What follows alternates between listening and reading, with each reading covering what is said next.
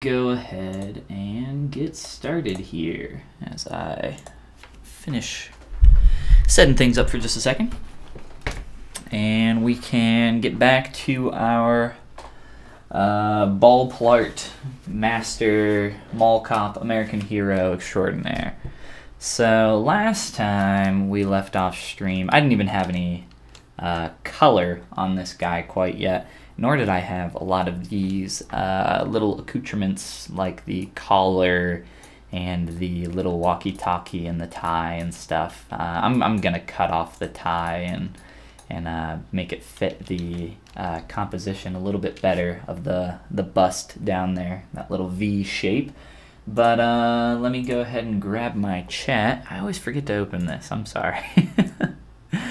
This thing wasn't even working yesterday when I was streaming, so I don't even know what the point is really. But yeah, let me do that. So I got that off to the side now, and of course, here's the man himself, Mr. James, Mr. Kevin James, and we're gonna be continuing to work on him. I think I'm gonna try to get the likeness a little bit closer.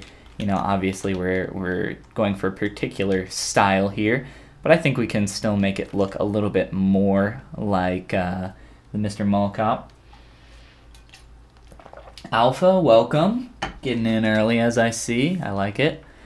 So yeah, we're gonna try to get the likeness a little bit closer, and oh my gosh, he's just so damn sexy. So we gotta really capture the BAUL PLART sexiness here, and that's going to be the real challenge. Look at that. This just reeks of sex appeal here. That's fun. So yeah, we're gonna try to do that. Try to get the likeness a little bit closer. So I want to import that photo that I was just looking at. So I'm using the Spotlight image viewer, of course. So let me find that image real quick, and we can try to line that up here with our sculpt. Of course, there's some camera garbage going on here that we're gonna try to think around a little bit, and I can talk more about that in a sec once I line this up a little bit better. So opacity and scale. And a little bit difficult to see here. I want to turn off my spotlight projection and try to, let's see here. That's what I was looking for. Okay, so I think that's gonna be, he's got his head turned a little bit there to the side. And we have perspective on. Let's turn perspective off real quick.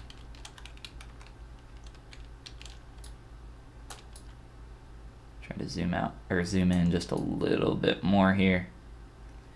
And the perspective of the camera is really messing with this. So let me turn on my perspective, and I can try to do a little bit better job just trying to get the angle here, because I do think we're pretty close proportionally. I think we can move his mouth down, slide the nose down a little bit, and the chin is pretty close. I think I want to fatten up the sides of the head and add some overall like pear shape to it.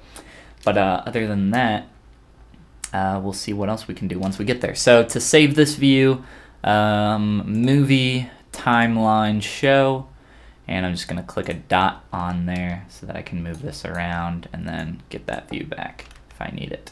So I'm going to go into transpose mode and look at that. But before I do that, just for the people, well, I don't think I showed any of this stuff on the live stream, so I'll just show it off real quick. I did like a quick little walkie-talkie down here just with the Z modeler, nothing crazy. I did some quick little shoulder straps, and we can play with those. I want to add a little bit of some folds and asymmetry to the bust of the shirt here, and the collar. The collar's pretty simple. It's just a little Z modeled rectangle tube. I used the curve tube snap brush with a brush modifier of 4. And then for the tie, you know, just a pretty simple shape in here with a couple of these. And I'll look at modifying that a little bit as we go too. So some stuff, for example, like maybe some pinch in here, something simple like that. Nothing crazy, and even just like that, you can see how quick and simple that kind of stuff can be. And just because of the color and material, it's a little tough to see what's actually going on there. So just something simple, nice and quick, and then we can go around and start looking at the other stuff. And also, you know, we'll add some asymmetry to all this cinching down here, and maybe duplicate that piece and double that up or something. I would like that to be a little bit more on the rounded side. So we can try to add a few strokes on top here just to round that out a tad, just like that. Turn that color back on, and we'll come back to that stuff here in a little bit.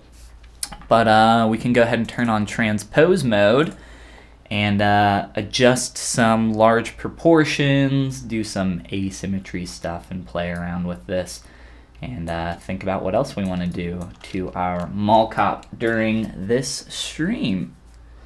But yes, so for people who missed yesterday's stream, didn't come hang out, we were working on Mr. Blart here, the great American hero. So I am, I'm just going to keep everything on, I think, for this transpose. We don't have like a ton of polys up here, so I think we're pretty safe to just go ahead and move forward with the T-pose and just play around with it. And then you guys can see what we're kind of working with here. Just to make sure, I do have my undo history saved, and my quick save duration. I have no idea how that got saved to 1. Restoration of 1 minute is absolutely absurd. We do not want that, but the max duration of 20 is fine. I think I need to restore my config file later on to attempt to get all that back into place where we need it.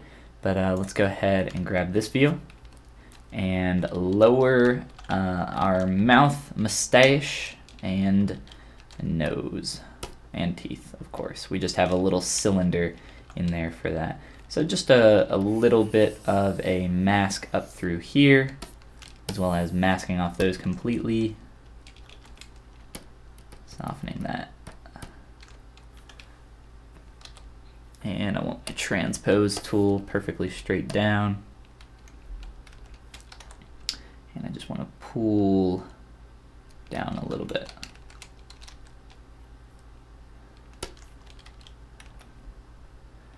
And let's do the everything without the nose there real quick. So just, well, actually, better yet, let's just do this. Grab our move brush, and if I mess up the teeth too much, nah, I want to move it down pretty far. So what I was thinking was I could just move it manually with my move brush and then make some adjustments from there. But I want to be careful that I don't modify the shape of the cylinder of the teeth too much, simply because that will you know, make the teeth not too straight anymore. We can mess with that a little bit later though too. Alright. So we can move that down just a tad, as well as adjust some of this stuff in here. And let me pull up the same image on my other monitor over here. The alpha says, what's next? By project-wise, do you mean? For the next project, we're planning on continuing to work on characters from the universe that Midori was from. So possibly one of those characters. At least that's the plan, but like I was saying yesterday, gonna be out of the country for about a week or so, and then once we get back, we can start working on the next project. But until then, just doing like a quick little in-between project of Mr. BAUL PLART here. And so yeah, that's the plan. But you know, best laid plans and all that. Well, wrong way. Wanted that mask to go the other way. And don't want solo mode on. I need to pull down the tip of his nose as well. That's a little bit hard to tell with the shape of the teeth when they're such a low poly level, but we'll be able to adjust that. It's got kind of a downturned nose a little bit, so we can try to get that in there a little bit. Just kind of clean up that shape a tiny bit. I also want to just adjust the shape of his profile and his chin quite a bit. I lost a lot of that when I was merging the neck down in here. Whoops. Let's do double. So just trying to kind of... so right now you can see that the chin's kind of going at this angle a little bit. I want to kind of swap that and try and get that profile a little bit better. If I can, I don't really have many photos of him from a profile view, but we can try here a little bit better. Try a little rotate, and a little bit of an adjustment. He's got a tiny bit of a butt chin. Looks like they kind of photoshopped it out for his beautiful poster.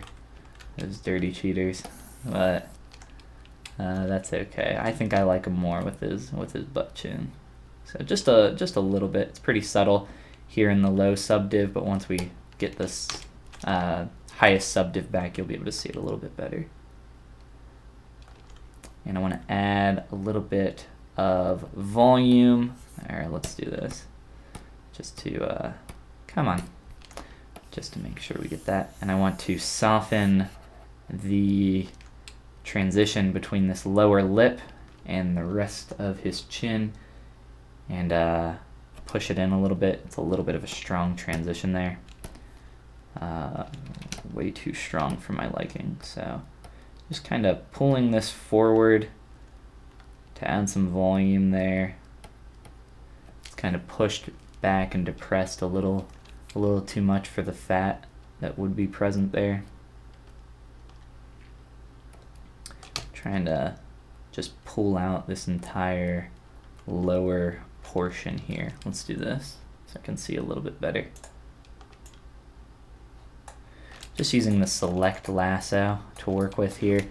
I prefer the select and mask lasso just because they're quick selection tools.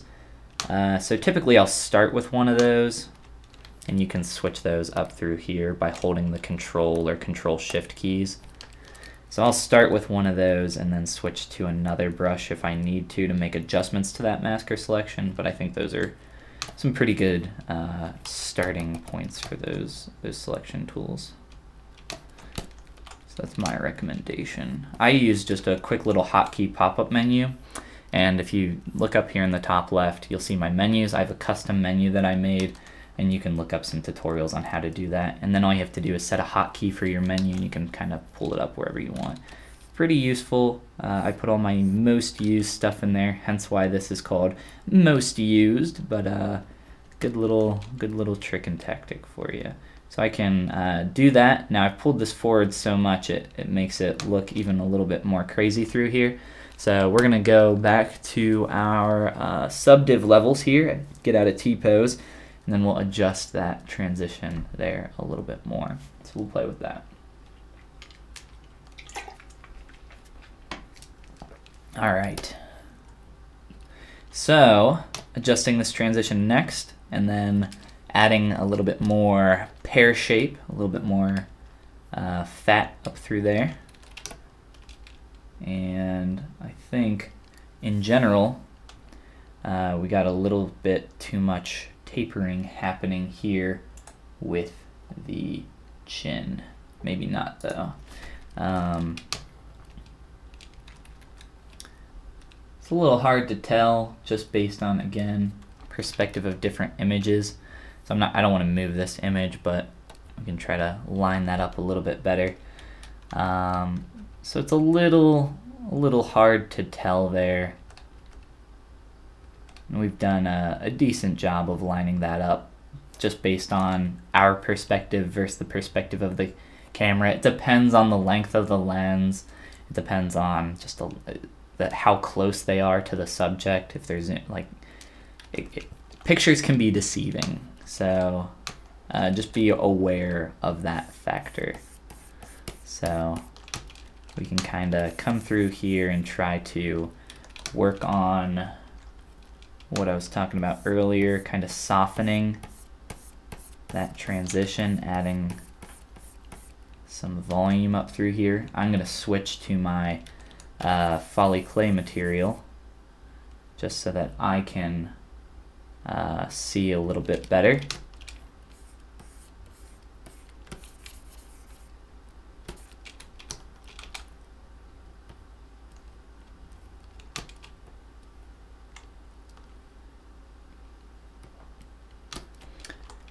And just try to replicate what I can see.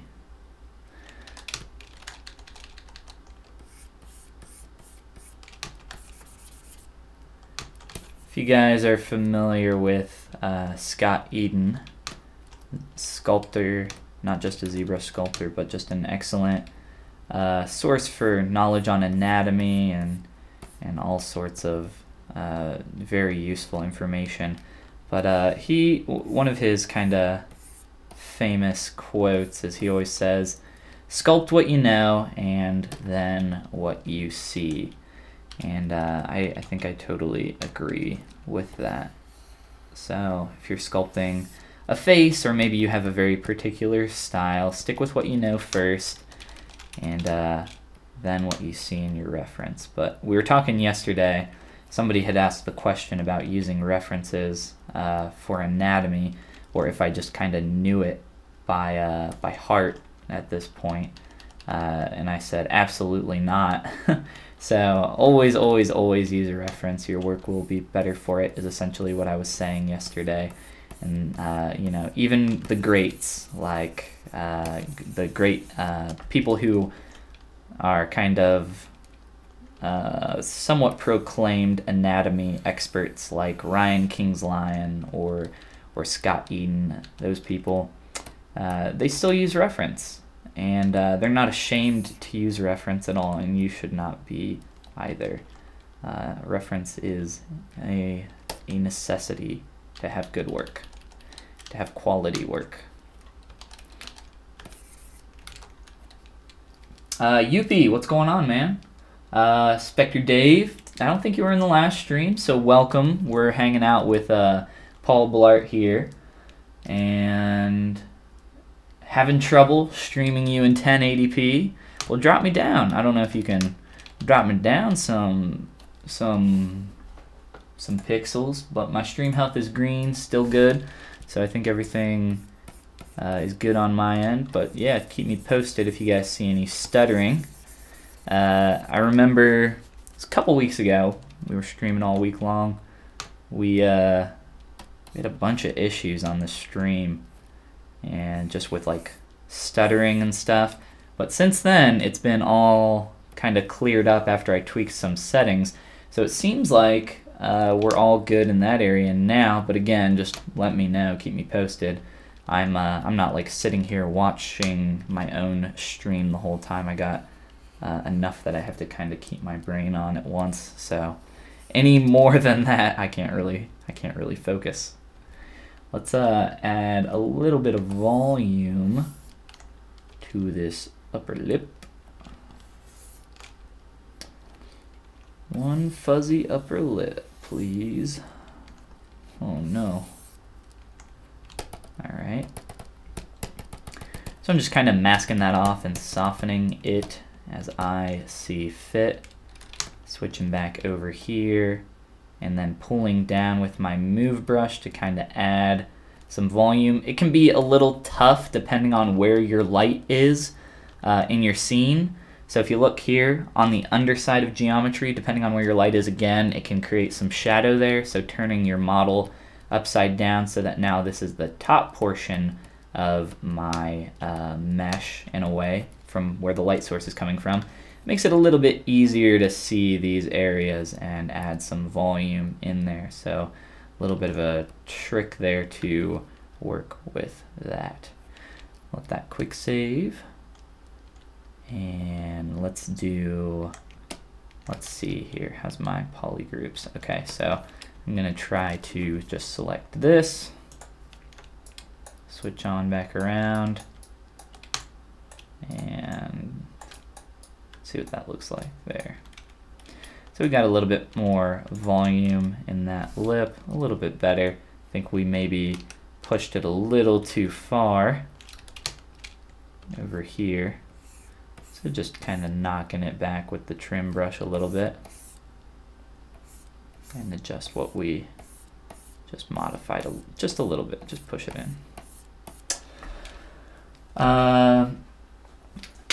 I am a Premiere Anatomy artist. I still use Reference.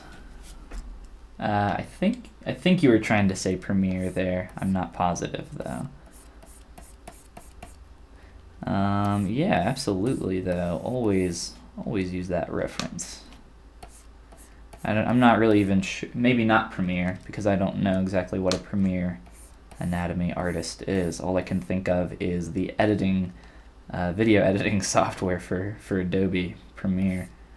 But yeah, I don't know. I think I'm gonna be like 80 and like using ZBrush, and I'm just gonna be like, don't forget your reference, kiddos. Like forever, always use that reference. Or who knows? Maybe I'll be so stuck in my ways by that time. I'll be like, references for babies. You don't need a reference. I'm an anatomy god. I don't think you can ever like. There's some like hard and fast rules for anatomy, but then there's always some what would you call it?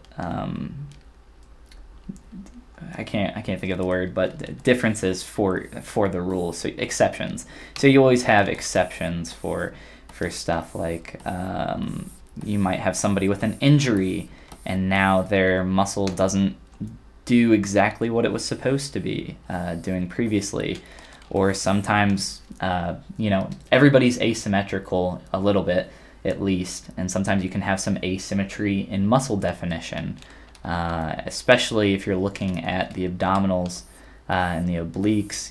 A lot of people tend to, when they're starting out, sculpt some nice straight abdominals, and that's not what they look like if you actually look at some abs. But if you're just like thinking about the idea of abs, then of course you're gonna just make them nice and straight. But that's not the objective there. Another one that I see is like people say never split the bottom ab. You should never do that, which is total bullshit, because I have seen multiple instances where like the navel is causing a crease to occur lower into that lower abdomen area, and maybe it's being caused by fat pads or anything else. Everybody has like a layer of fat over top of the oblique muscles that I believe it's your oblique muscles that have like a thin fibrous sheet that goes over your abdomen. And over top of that, or possibly in between, is a layer of fat, of subcutaneous fat. But I would have to look it up to find out exactly where that is. But that's just like my off the top of my dome here. But yeah, there's always exceptions to those rules for sure.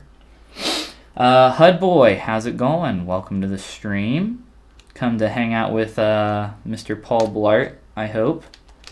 Everybody's at home right now sculpting their Paul Blarts. this is your homework for this week class. So I'm going to Italy tomorrow.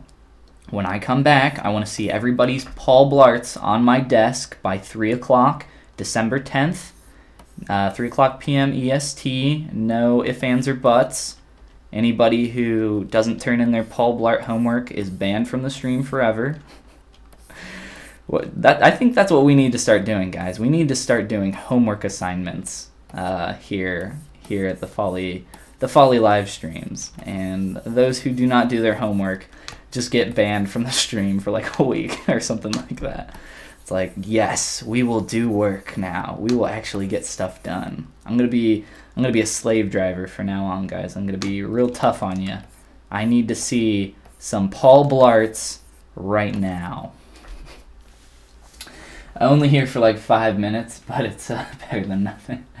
Youpie wants some homework, he says. If there's no Paul Blart, is there even a point? That's, you know, guys, it's hard for me to talk about this, but my life was meaningless until Paul Blart and Paul Blart 2 came out in theaters, and then my life just had meaning again. So that's when everything turned around for me, when Paul Blart Mall Cop came out in theaters. Let's delete that garbage and do a quick save. You won't be around this week? Oh no. So Youpie's already skipping out on his Paul Blart homework. How about the rest of you? Anybody else skipping out on their Paul Blart homework? I mean, it's official. You're just gonna get banned from the stream. We've already determined. This is the hard and fast rule that we are now doing, guys. Anyone who doesn't do their Paul Blart homework gets banned. It's just the way it's gotta be. Paul Blart is love. Paul Blart is life. Dude, we don't need all these Shrek memes anymore. I think we need to level up our game. Paul Blart's kind of coming into the forefront, I think. I think we need more Paul Blart, guys. Let's mask off this ear. Actually, let's get all of that. Really make sure we get that good. And try to soften that mask. Add a little bit more volume back here around the jaw. So I'm trying to get like this overall pear shape of his head. It's kind of hard to see, I know. Sorry, I can't really move the image. I'm trying to get this pear shape here. Pull that out. It's almost covering the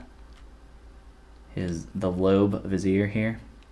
So let's try to mask that a little bit better. Soften that. Don't worry about the hair so much. And even some good old exaggeration. Never hurt anybody. So I'm just trying to be very genteel and careful with my move brush here. I don't want to kind of go too far. ZBrush, I think a lot of people struggle in the early stages because I think that's just like the strength of your brushes. You kind of don't understand. It's kind of like, if you think about it in traditional sculpting senses, people will like push or pull or add too much clay. And it's kind of the same thing here, where you don't really know, it's not just that you don't know all the tools, I think, because you can do a lot with a little in ZBrush, but it's you don't know the application of all these tools. Uh-oh, what's going on in there? Is that just a material change, or? Yeah, I think it's just material. Here, we'll do a quick material add. Yeah, that's fine. So I think a lot of people just don't understand the application of their tools and when to use them necessarily. And I mean, that's a tough thing to learn too. It's easy for me to say that just because I've been using ZBrush for quite a while. But once you really get the hang of it, becomes a lot easier. A lot of people, so I was talking yesterday about that podcast that me and my buddy Daryl are going to be starting up when I get back here from Italy. But we were talking about he was specifically talking about wheel throwing because that's something that he does a lot. But the idea of he can't teach you how to feel the clay when you're throwing on a wheel, which is essentially, if you guys are for pottery, if you're familiar with that, you have a wheel and a foot pedal. Typically, spin the pot or you spin the wheel, you put the clay on top, and you pull up your shape. And the basic idea there that he was trying to get across is that he can't tell you or teach you how to feel the clay. And sometimes, even by him looking at the clay, it'll mess up his sense of like feeling it and pulling out the clay in a way to where it's easier sometimes for him to close his eyes and then pull up the clay that way, just because it kind of messes with his brain a little bit by looking at it. And the idea that he can't teach you how to feel it, and in a way with ZBrush, I can't teach you how to know exactly how the move brush is going to work by me just holding shift and lightly tapping on my surface here. It's like you have to learn that through experience and know what you're doing. There's just a lot of, I think, little things like that in ZBrush that kind of add up to form and create a feel for the software that a lot of people do overlook, but it just kind of comes with time and with practice.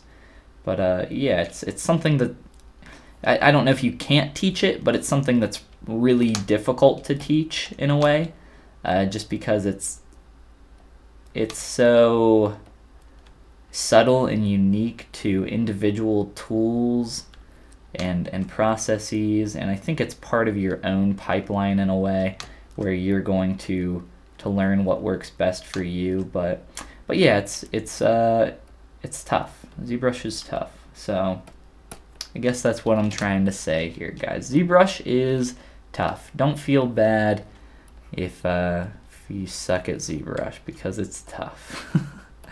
I mean, heck, you know, I suck at ZBrush, guys. So what does that say for you? You need to do some anatomy studies. Okay, well, your homework then is 16 Paul Blart anatomy studies, specifically of Kevin James.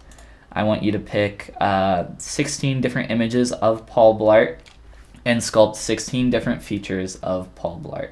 So I want one Paul Blart eye, one Paul Blart nose, one lip, one Paul Blart ear, and you know, just maybe a full bust for the final one. But yes, we're gonna need some little anatomy studies of Paul Blart for sure. Yuppie says I can do a frog. All right, Yuppie. Well, your homework then is 14 frogs. We need 14 frogs. I'm just arbitrarily coming up with numbers of things to sculpt.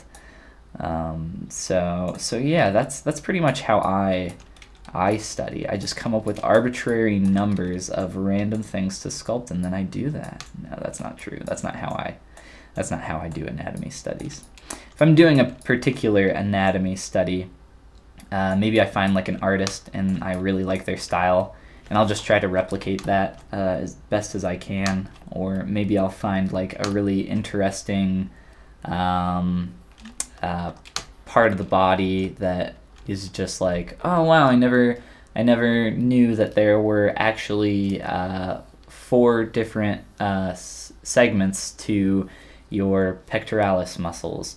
And it's like, okay, well, maybe I want to do a chest and think about how all 4 of those pull in and connect under the deltoid into the humerus, and think about that and try to replicate that and keep that in the forefront of my memory while I'm sculpting. And I think little things like that kind of can go a long way.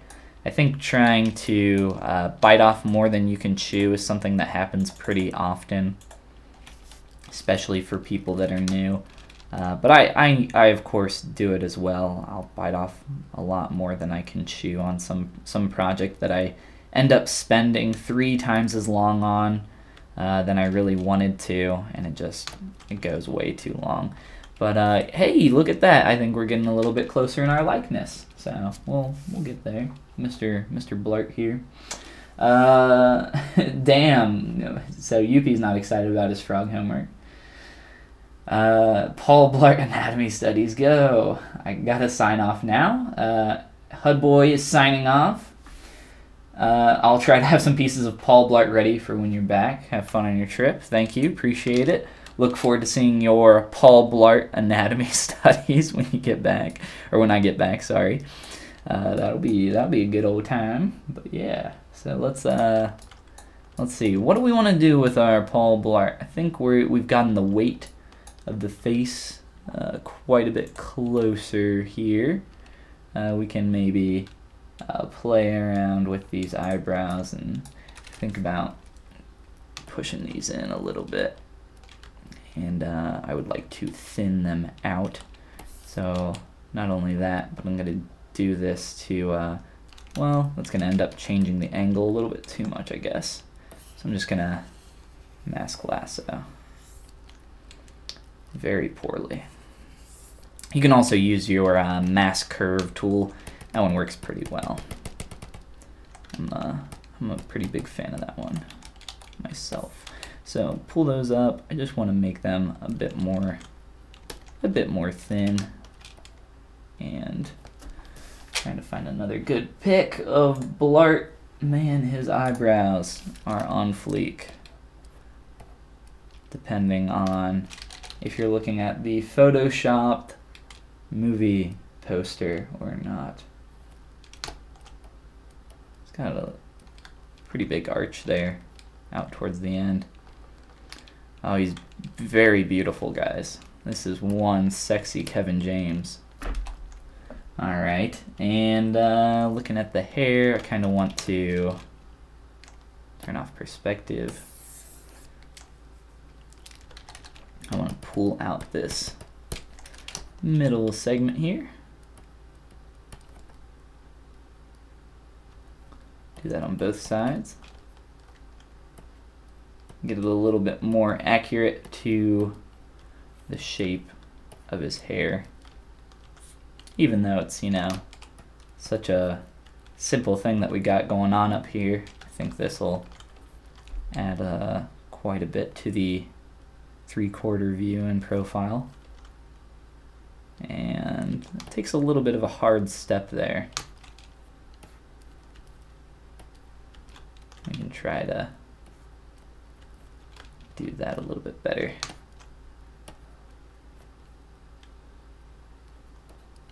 And a little bit more asymmetry there. A little bit more volume.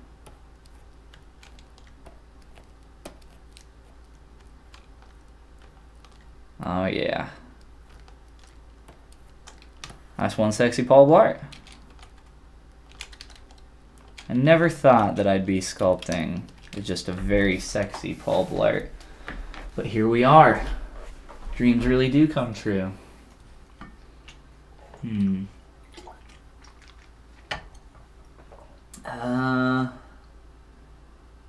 Gosh dang it.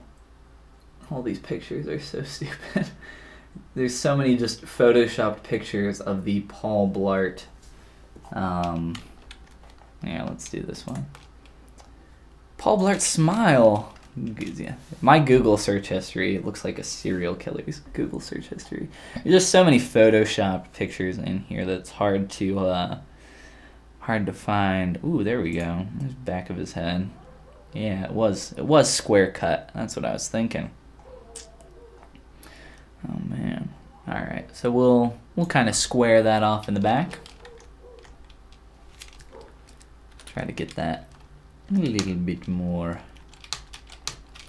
accurate. Let's grab our AccuCurve. If you guys aren't familiar with AccuCurve, that's the move brush that helps give it a nice sharp point. It's very useful. I use it all the time.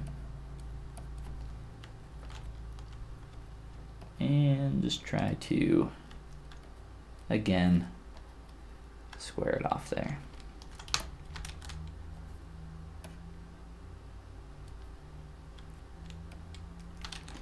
And possibly,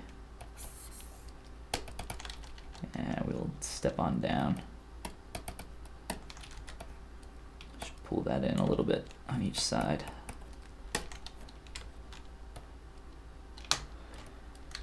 All right, let's look at this crease here, and I think try to exaggerate it a little bit more. And just going through here, I'm going to turn on my Folly material back on, pull that up.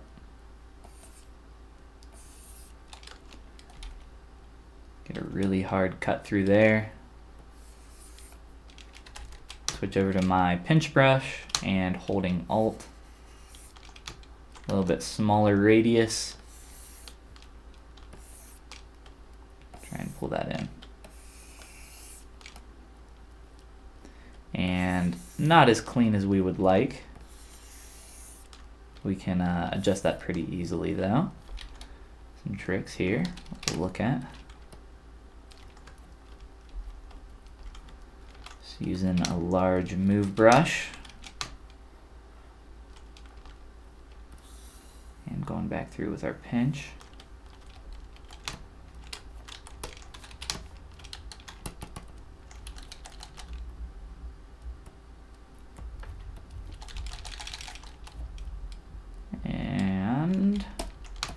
We can Dynamesh that.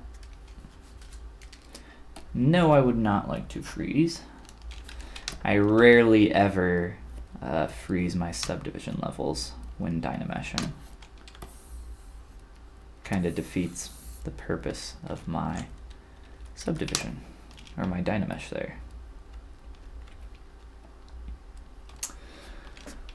All right, bring that pinch back through. And we can even look at some polish techniques here. I doubt we'll stick with them though. So for those that are familiar with clay polish, it's used for a lot of stuff, but you'll see it used a lot in, lost our color there. You'll see it used a lot in hard surface sculpting, and maybe some organic stuff, but let's take a look here. Switch back to this now that we have our color applied. Come on down into Tool, Clay Polish under Geometry, and when you use this, it's going to use the settings in here that you have. You can kind of see how it's starting to crease stuff as I press this more. Start to really harden these edges here, and some of it can be good, but you can see that you can get some weird kind of fractaling through here. So you got to be careful with this stuff. You can see it harden up. I can step back and step forward, and you can kind of see the changes that are occurring there. So it can be useful if you already have some nice creases, but for some softer transitions like around here, you can see that it's reacting a little bit oddly, and the creases here, it's really kind of taking advantage of those. Do keep in mind that for clay polish, it will mask off certain polys, so you can't see it currently, but if I create a mask here, it's still a little tough to see, but maybe if I do a move. So just pulling up there with my move brush, you can see that some polygons did not come up, and it's obviously where these polys are being creased. So we do want to clear our mask, and you can even see how that changes color there. Those masked polys are no longer masked. So we do want to come through here and just use our smooth brush and just kind of clean some stuff up real quick. I am only here to learn how to sculpt Paul Blart, so I could 3D print him into a sex doll because he's too sexy. That's right, that is exactly why everyone is here, to learn how to sculpt the great American hero Paul Blart. And we got a little bit of a weird pull up there. Thankfully it was just one step back. But yes, the American hero Paul Blart is just too sexy. And honestly, I've tried to de-sexify him because he was, well, I started sculpting him and he was just too sexy. So I had to kind of bring it back a little bit. We were getting a little too far into the, you know, NSFW area of YouTube. And then, you know, I don't want to get a strike on my YouTube channel for sculpting too sexy of a Paul Blart, because then, you know, my life would just go downhill from there. You can't, once you get a strike on your YouTube channel for a sexy Paul Blart, everything's just kind of over with and downhill from there in a bad way. Not a good downhill, very bad downhill.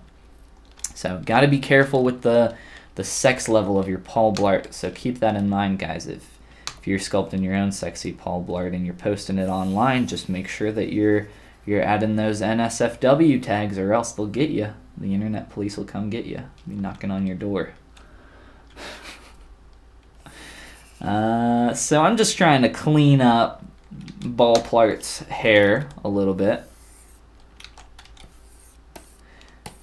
Little fun fact for you here. Your trim brushes, if you have other geometry kind of visible, the sample that your brush will take as you press down, it's reacting to the ear here.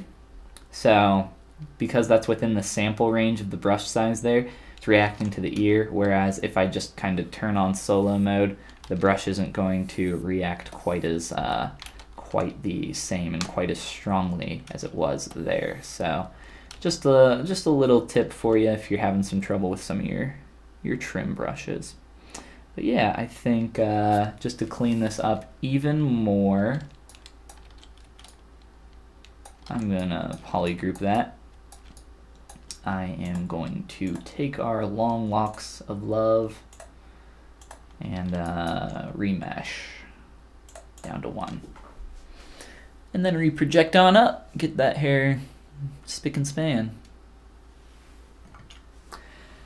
Ramses, welcome back, friend. I'm glad you could join us again today. For more Paul Blart shenanigans. We can try and clean them up. Do some nice work here. Typically when I do a ZRemesh and I'm about to project my subdivisions on this, I typically run a close holes operation, simply because you might have an open hole somewhere that you can't really see, and it's best to just kind of close those holes before you start projecting and get up to a higher subdiv and have to deal with that. So that can be pretty frustrating. So just to be safe, typically I'll just go ahead and project early and make sure I got everything there. Do one more projection, even though that's probably not necessary. And oops, make sure I delete that.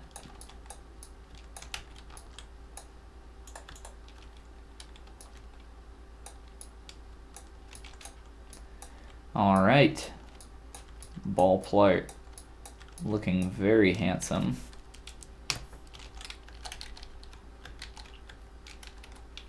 Let's grab our AccuCurve move. Just want to tug down on these a little bit.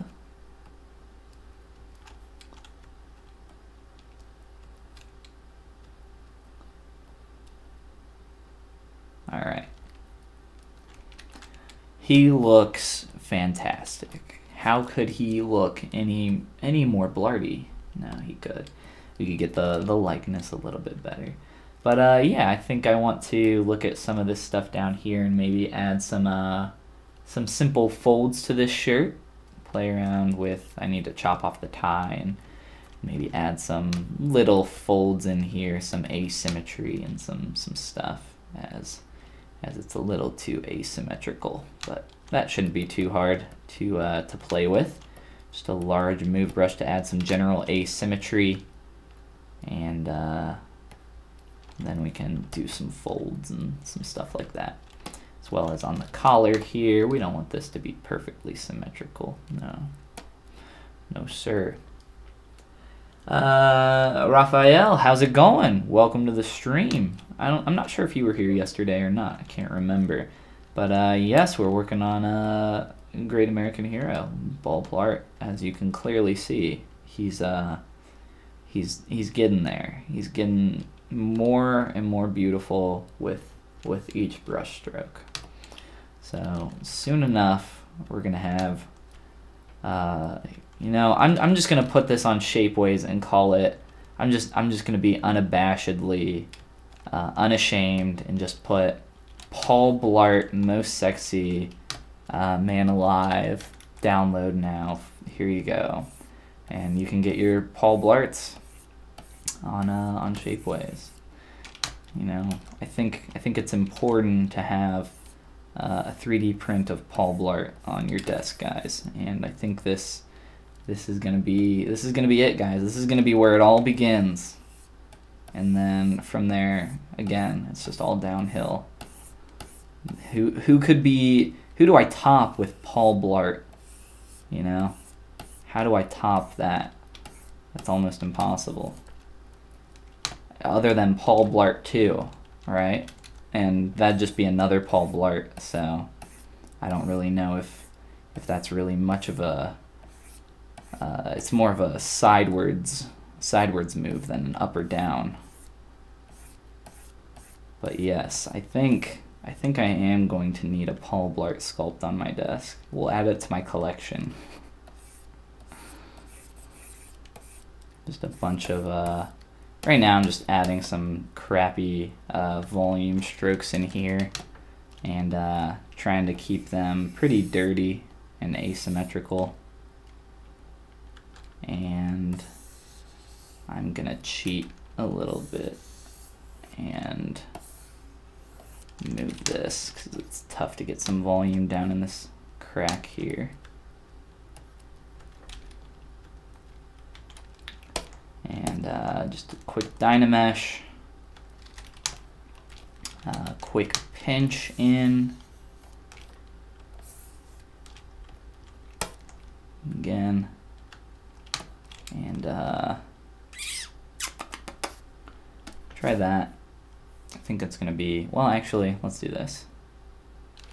Just escape, cancel, one polygroup, two polygroups, and those look pretty similar, but that's okay. We're just gonna do a ZRemesh, 1K, keep groups, and now we'll have some nice edge loops right through there. And we can even crease them if we want, but I don't, oh my god. That's some geometry we just got there. Let's try this. It's probably from the stair stepping that we got. Could subdivide that a little bit more. But let's see. Raphael was here yesterday. I'm sorry. And I must be here to watch Paul Blart again. Yes. Guys, this is what's drawing in the big views on the YouTube. Everybody's, you know, we got some people sculpting some sexy ladies, but no, that's not what the people want. I've cracked the code. I've cracked the YouTube algorithm. Everybody just wants Paul Blart, and I'm giving the people what they want. It's about time, right? Let's try one again. Those poly loop separations are a little bit more clean now, so it should be fine. I don't know why it was giving me such weird geo before. I might have to force another poly loop in there. Let me see dynamic here. Yeah, it's just being so stupid. It's probably from the strokes that I have on here. I wonder if I can just like force it.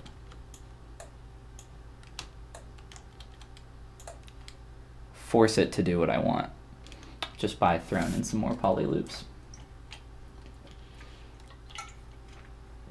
I'm just trying to do a quick cheat version of remeshing this really fast. Jesus, dude. All right.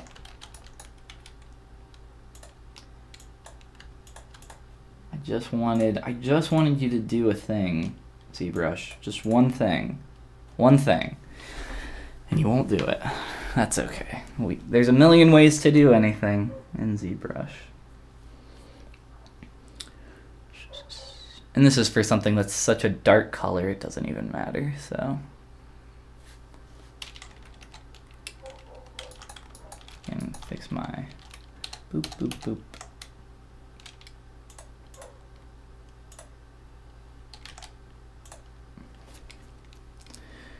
Do some quick projections. If you want to know how to sculpt folds in ZBrush, do not do it this way.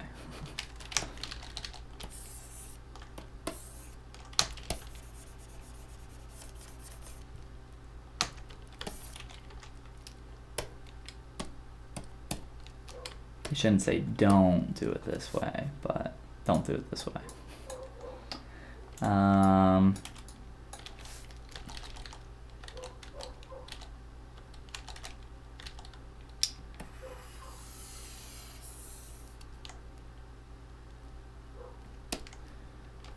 Let's see, how do I want to do this? Let's do that. Just gonna push these in a little bit.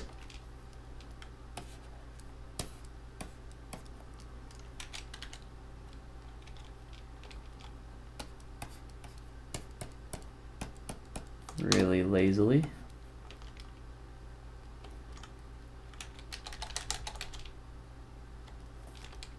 Just give it a little bit of an undercut there.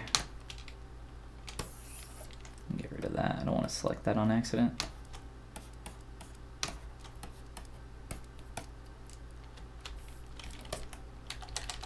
little bit of an undercut. Nothing crazy. So if we did want to 3D print it, it wouldn't cause too many issues. A little bit of a trade-off that you have to make with 3D printing with undercuts and overhangs. It can be tough to print specific things like that pretty well. So I lost the color for that most likely. We'll just reapply it. MRGB, fill object. Let's see here. Do you usually use any hotkeys? Because half of the time I'm going through the menus. If yes, which are the ones you mostly use? Can you please put your video a little bit down so we can see the brushes you are using? Can I put my video a little bit down? Oh, if you want to know what brushes I'm using, it's always going to be one of these. And they will be highlighted as such. And if I move my video down, well then it's covering what material I'm using. And if I move it down here, then you can't see my brushes and my materials down here. So whichever one of these is darkest is the brushes that I'm using. Most of these are custom brushes. A little bit that they are by default in ZBrush, but they are my versions of those brushes. So a little bit changed. So this isn't the clay tubes exactly. It's my version of the clay tubes brush. So a little bit tweaked. And some of these are tweaked a little bit more so. And some of these aren't in ZBrush by default at all. But yeah, if you, for the most part, I don't use many brushes. And then to your question about hotkeys and stuff, I'm always using hotkeys. My number keys are all of my brushes down here at the bottom: 1, 2, 3, 4, 5, 6, 7, 8, etc., etc.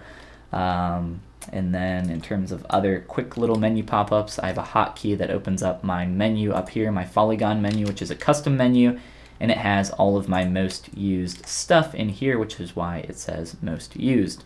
I have previously put this on my Patreon, but I might put it on my custom user interface. I might put it on my Gumroad page as well. I would like to do like a little bit of a write-up for how everything works and where it is, and how you can tweak it if you want. But if enough people are interested in downloading my specific custom user interface, I might do that. But until then, it would be a little bit of it would be quite a bit of work to make sure people, I would probably have to do a video to show people how to use my UI, because I have a lot of hotkeys that are different than the standard ZBrush setup. So I would, I wouldn't want people to use my hotkeys necessarily, just because I think it's good to learn the standard ZBrush hotkeys as well. And I would have to kind of make a list of all my hotkeys, and then maybe you'd have to learn the default as well as mine, and then maybe you want to make your own. So I think it's I wouldn't download my, if you want an easy way to get into ZBrush, everything that I have set up here is like a good way to do that really quick. But if you want to create your own, then I say just go ahead and do that. But yes, I have a ton of custom little stuff going on that I'm using all the time. Even just like solo mode stuff, solo mode hotkeys, and all that are all quickly available for me. And I obviously have done that just from experience with using the software and making all those changes over a long period of time, and just kind of figuring out what works best. And I would say figuring out what works best for me and objectively better for everyone else. Where oh man, I need my pick, my PB pick. I'm just gonna use an inflate. Remember how I was saying don't sculpt folds the way I was doing earlier? Yeah. Maybe try something like your damn standard brush, a large damn standard brush, or excuse me, an inflate brush or something like that, and you can get folds a little bit better. Come on through here. There we go. Typically I'm someone that likes to be pretty messy with junk, and then sculpt over it as I go and make changes.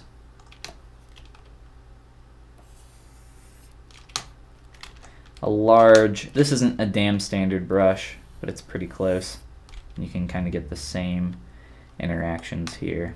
I have another brush that creates the kind of folds that I'm attempting to create quite a bit easier, but I don't feel like switching to that. I'd rather just kind of have individual control over each stroke that I'm making. And again, these are just quick little garbage strokes to get the idea across, and then I can kind of smooth this out and chop it off.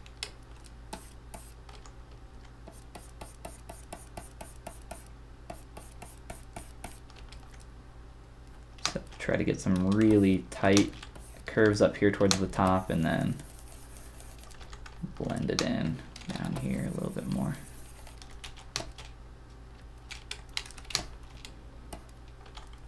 And just grab my slice curve.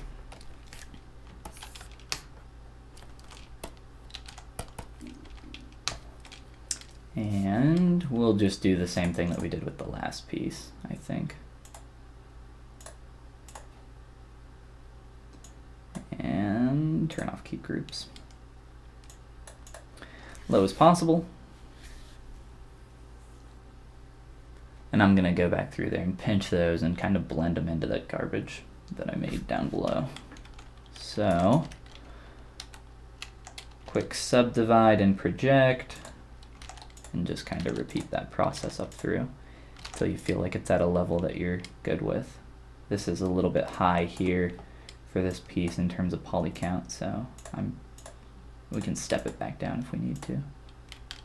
All right, switching back to that basic Follygon clay material, and we can keep playing with this a little bit.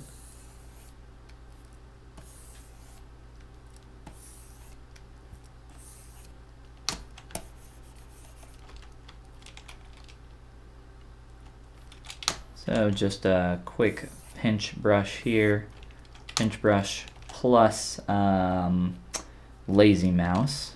Sorry, couldn't think of the name of it. Lazy mouse is great with pinch, and especially if you're using the pinch brush plus the alt stroke, which is holding alt while pulling on the pinch. It pinches down and in instead of up and out from your mesh. Pretty powerful tool. Just kind of pulling around here. Trying to be a little bit messy on purpose so that I can just kind of dynamesh and smooth some of this out and have enough asymmetry there to make it work. Let's try just kind of pull a quick rotate here. Kind of just tuck it up under. I think that's fine. And then what we can do is run, well actually, looking at this, I want to, so hard to see here. Mr. Kevin James, view image, there we go. Zoom in a little bit.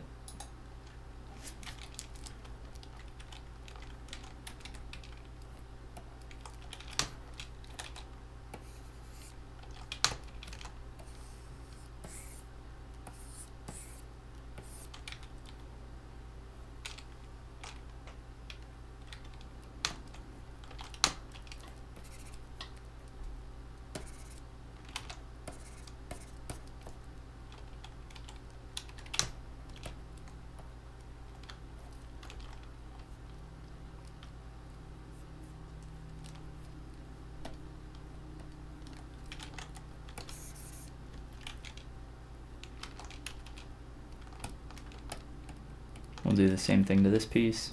Do a quick dynamesh.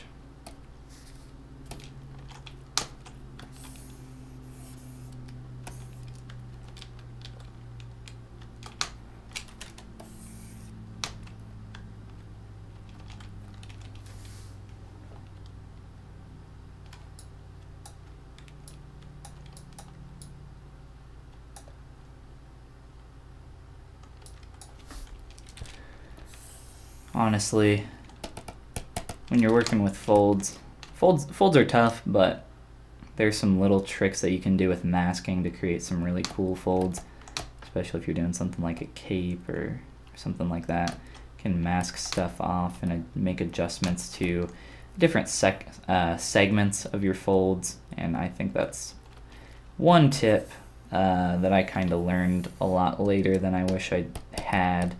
It makes it a lot easier for working with this kind of stuff.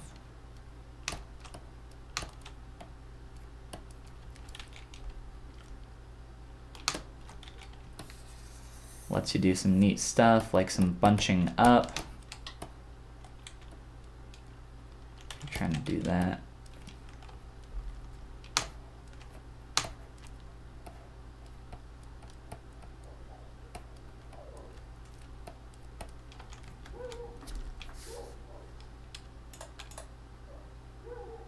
Let's do this one real quick.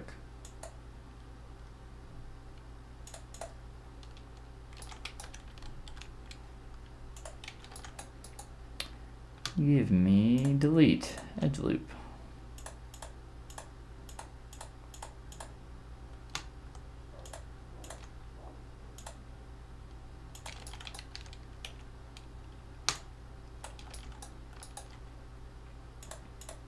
Whoops.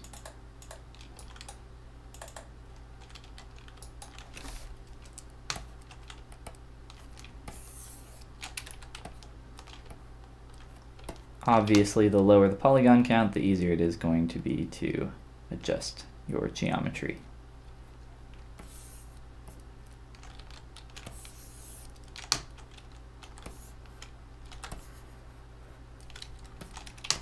And the back side of this is pressed up against the shirt, so it's never seen. We can maybe play off that interaction a little bit better. and add some folds to the shirt to make that a little bit more visually appealing.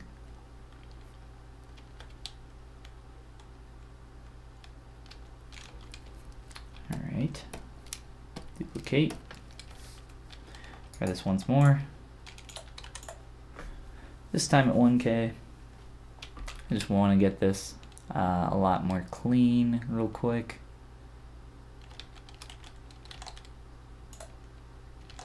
As it's nowhere near clean right now.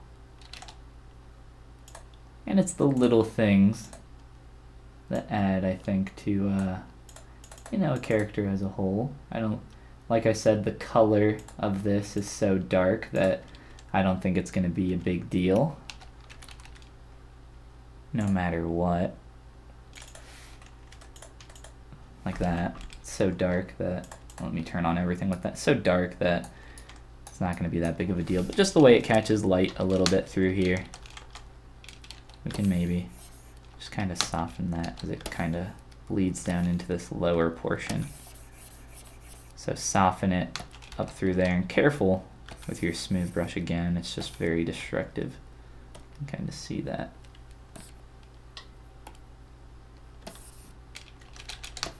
And try to balance that a little bit better.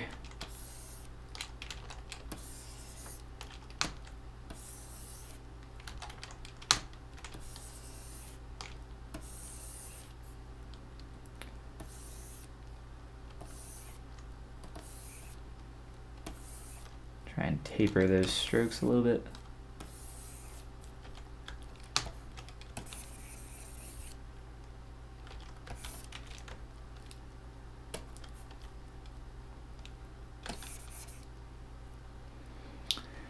And we'll come back to some of that, and we can look at adding some folds here in the cloth, or his shirt, sorry. Let's see.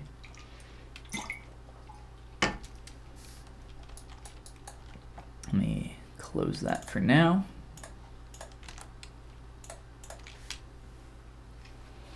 All right. Ooh. I also want to give him a badge real quick. Let's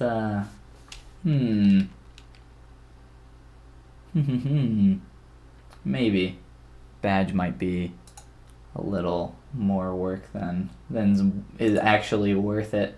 I think we can maybe we just give him like a little sheriff's badge, like a little star. That would be fun. The very sexy BAUL PLART has like a nice, cute little sheriff badge star on his chest. Let's see here.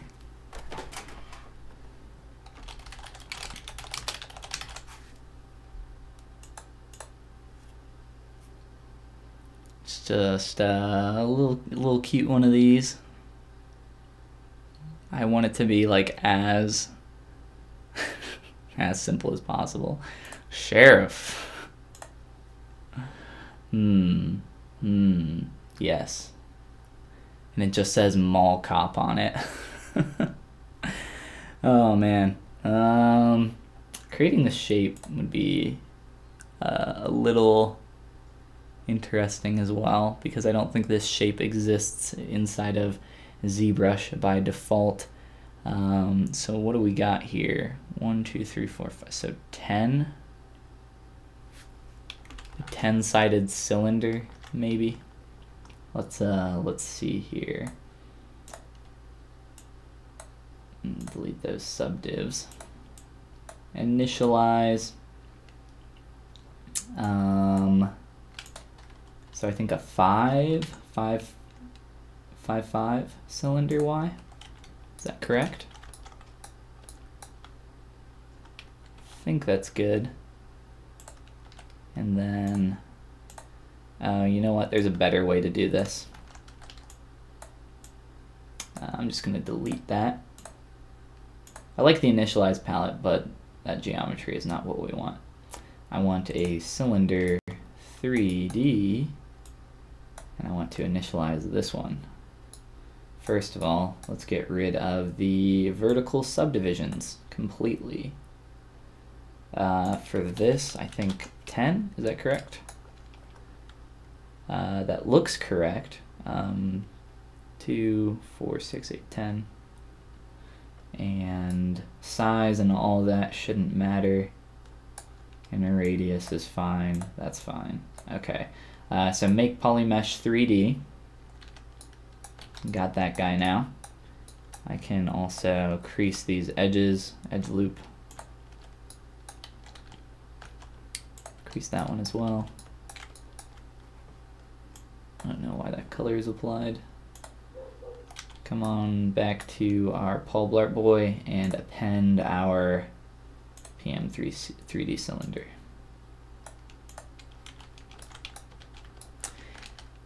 And from there, we're going to have to crease these edges as well, but we want to mask,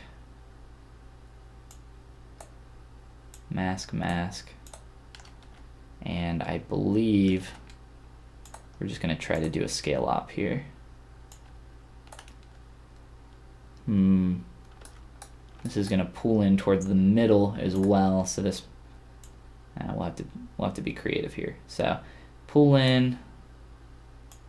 Let me see what that looks like. Okay, pull in, and we'll look back at our sheriff's badge. I think that's fine.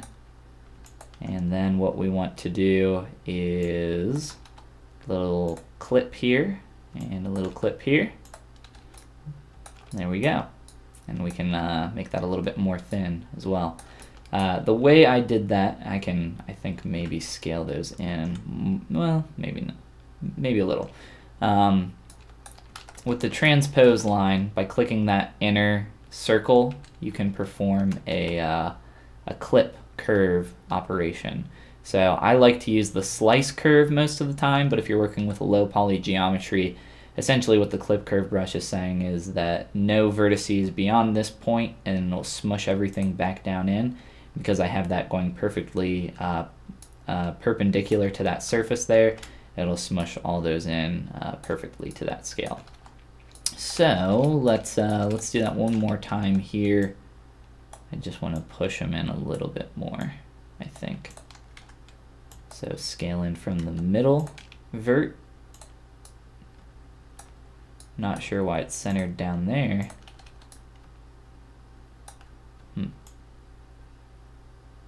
There we go. I think that's a better shape. A little bit tighter too. Okay. So same thing. So your initial circle here is what you want to click. Initial circle. Whoops, flipped it. Initial circle. Okay. So we got a nice little star. Nice little sheriff badge. A little bit big though. He just has a very big sheriff badge right on his chest. And I think we can, well, let's scale this in first. So scale. Let me pull that down. It's gonna go over here somewhere. We'll just pin it on his shirt. Scale that in, make it a bit more thin. Cool workflow for the star badge. Yeah, I mean, I didn't like have a plan of how I was gonna do that. I guess I did have a plan in a way, because I made it, obviously, but I wasn't planning on making a star badge. But yes, you can just grab some primitives and then modify them how you see fit. I was just a star is, so the way I thought of that was, a star is a cylinder with just scaled in edges, and it's a 5-point star, so obviously you need a 10-pointed cylinder around its axes, around its I guess axis, and then from there it's just a matter of scaling them in and making some small modifications. So from there, what do we want? We want some little spheres on the end, I guess. So we can just, I guess, insert multi-mesh, insert sphere. And we should be able to apply this on the actual vert. It's being a little bit weird with its position insertion there. And I'm guessing that's because of the depth of the brush. So the embed is at 100. So if I just like put that at 0, it should apply directly to the vertice. Whoops, it should. F. All right, let's just zoom in and put it as close as we can. And what do we want? We want to scale it with local symmetry on. Sure. Sure. A little bit smaller. And move that back, just kind of manually line that up. Doesn't have to be perfect. Turn off local sim. Mouse is freaking out on me. So just control click drag, and I'll just kind of manually throw those down there. I'm not too worried about them being perfect. I'll just kind of throw one up here in the middle. Sure. Now, well, first, of course, let's see here. Malcop font. Let's see if we can find what font this is. Whoops. BAUL PLART Malcop font. Maybe somebody knows on here. It's just a condensed version of Helvetica. I don't know if I have Helvetica on here. Is that a default font, Helvetica? Don't know. Let's see. 3D text and vector shape. This is a new tool for 4R8. It's pretty cool. Well, actually, let me keep that back out. Can't remember if I need to duplicate that or not.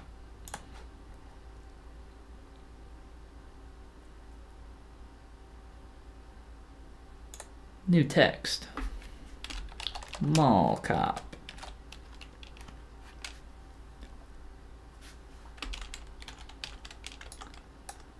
And we want, whoops. Helvetica. We can try. I guess I got a couple. Oh, I think I have like the whole suite. I just haven't installed it. What did they say? Condensed version of Helvetica? Extra compressed. So it's an actual font called extra compressed. But we can maybe do some scaling in. Oh yeah, no, that's actually completely different. I don't think it matters that much. I don't think, you guys won't tell anybody, right? Can keep it our secret. So with this, it does a pretty good job with the geometry, and you can actually add some creases to this pretty easily. I'll show you a really nice technique for creasing these letters. If I turn on dynamic smooth, you can kind of see where stuff is going a little wonky, but it does a decent job once you do this. So let's see if we can kind of get this a little bit closer. It doesn't have to be perfect. Something like that, and we can like even add another star in between there. So what you want to do to quickly crease these edges around here, you want to select this inner poly group, and it's kind of hard to do that. Turning on double can make it a little bit easier to see. So you can select the end caps pretty easily. So to make that easier, what you want to do is grab a slice curve brush, slice it down the middle, and it's going to give you a vertice to select here, and they'll select these two polygroups for you, the edges, And come on into your geometry palette, go to crease, and just click crease. And now you can see that it creased all those edges for you. And you might be fine like uncreasing this, but you do get a little bit of stair stepping. I think for the scale that we're at, it's fine. But if there was, if we did want to add some subdivs or some smooth to this, now all we would have to do is come into crease edge and crease these few specific edges so that when we applied dynamic smooth, it would crease all the edges that we want. So I could do that for all of these, but again, I think for the scale that we're at, that stepping, specifically I would just want to do it for the C, the O, anything that has some rounded faces on it, so the C, O, and P here. So to show you on the O here, since it actually I wouldn't need to do the O, but you can kind of see how the stair stepping is reduced when we do that, but the edges all keep their hard shape. For the C would be a really easy one to show. If I just kind of creased here a couple times, you can kind of see the difference there between hard and smooth. Just a little quick technique there. So I think we're good with just using the text the way it is. And maybe what we want to, well, actually let's put it down on the star first. So just a quick little scale in. Scale isn't working too fast, so I'll just change its size manually.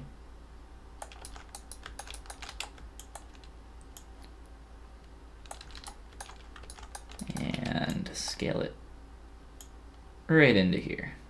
Mall cop.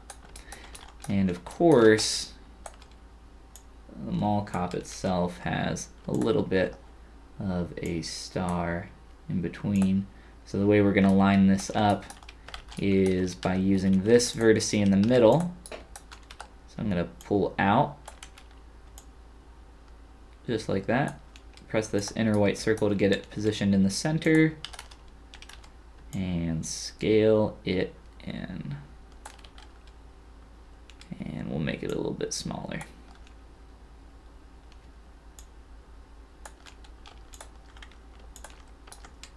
And we'll pull the font up. Maybe make the star a little bit more small. Make its height kind of fit within the mall cop there. And then we'll just kind of mask it off and move it.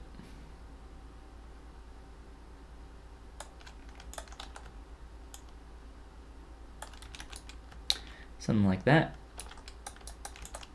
And then quick way to just kind of add some thickness to the mall cop. Push it in a little bit. Add some thickness here to the star. Voila. And we can move the star a little bit. Work on the spacing there a little bit for cop. Maybe scooch it in a little bit closer. Something like that. And then be a little bit harder to do something like this.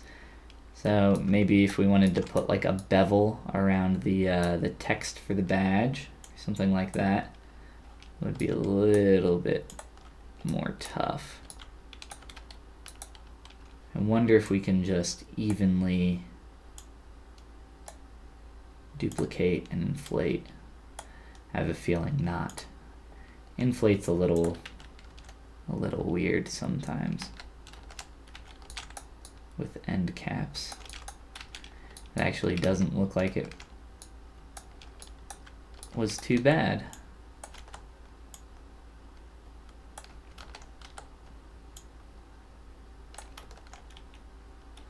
Ooh, yeah, the middle cap there Let's try, now that we don't need this anymore, ZModeler delete edge loop. Now inflate will do exactly what we need. Just delete edge loop complete there. A lot of work for a little payoff, but the inflate works uniformly, which is what we want. Like a nice little bevel here.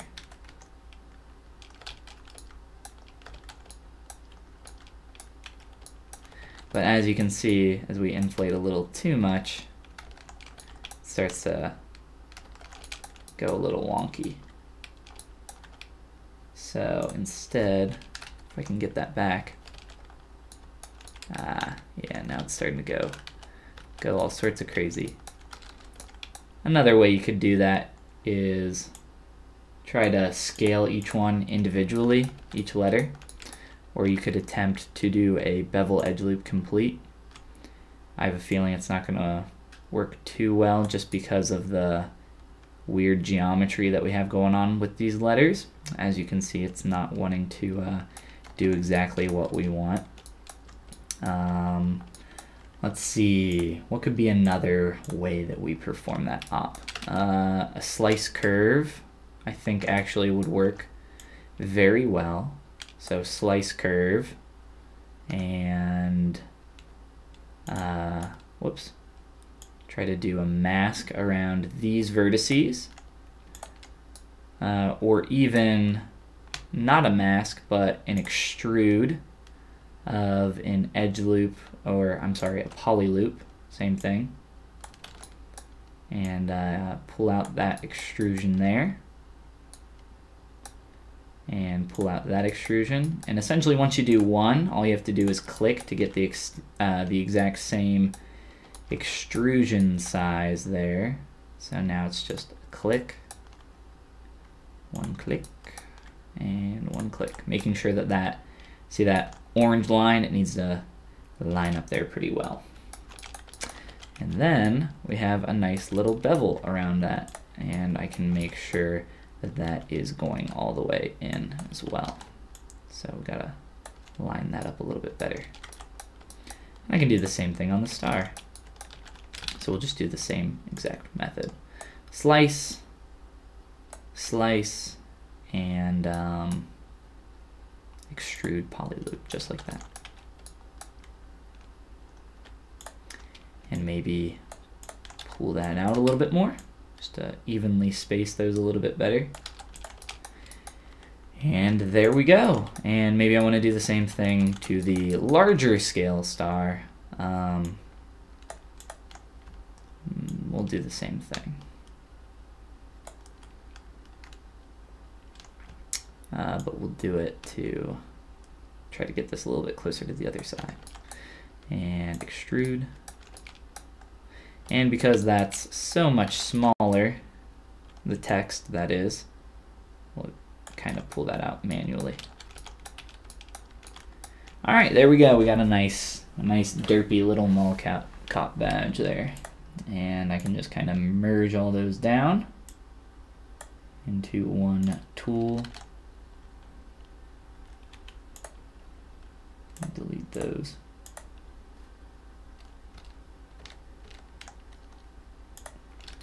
Merge down, and merge down. All right, turn everything else back on, and we got a nice little golden mocap badge here. We can apply whatever little gold color we want to throw on that. We'll just do that for now. Oh, he's beautiful. He's a beautiful little mocap boy. All right. And that's how you make a very professional mocap badge, guys. And we can kind of make that align with this shirt a little bit better. And we'll try to throw some folds on here and some other stuff. So he looks just very professional now. Our sexy mocap BAUL Plart is now more cute. So we've toned down the sexiness a little bit. which wasn't easy, but I think we've done a good job. Can't you remesh it then bevel? And never mind. I wouldn't recommend remeshing that in ZBrush. Specifically, if we're talking about the text, it would just, you might be able to delete some verts in here, but ZBrush does a pretty good job of lining out or lining up this text the way it needs to be. It will use a lot of triangles, and as you can see here, it's kind of splitting certain surfaces in weird ways. If I were to make it manually, I could do a better job, but that's not really worth the time, in my opinion. All right, let's see here. Let's do some folds for the shirt, right? So I got something on my screen. Okay, so we'll do the same kind of method we were doing with the tie, or at least a little bit, with this sharp soft edge brush. So as you can see, we're a little bit low on the poly count. Can kind of jump up a little bit and try to get a little bit cleaner. I think we're gonna switch our color here. I just want to make sure that I save that though, so I can get that color back. Get rid of that stroke. And got a little bit of junk in here we can clean up later. All right, so I just subdivided this a few times, this shirt piece that we're working with. Hide a few of these pieces here. And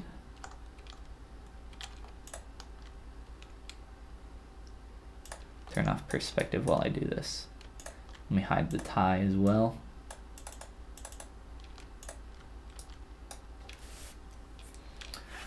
All right, you should probably think about 3D printing this model too.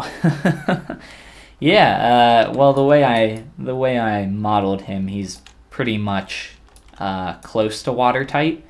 There's a few things that I would have to change, like some gaps in here. But for the most part, he's pretty close to being watertight, minus just kind of dynameshing him all together, which is not a difficult process.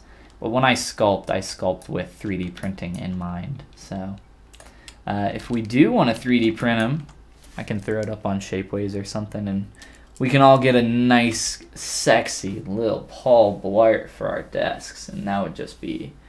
I can even do it in full color sandstone, which is, I've shown this one. Whoops, I've shown that one off before. That was just like a quick little day project, and then I threw it on Shapeways, and I don't want to obviously sell this to other people since it's Nintendo and Pokemon are very strict with their intellectual property. I have a feeling that, you know, Paul Blart Mall Cop might not be quite so stringent in having a 3D printable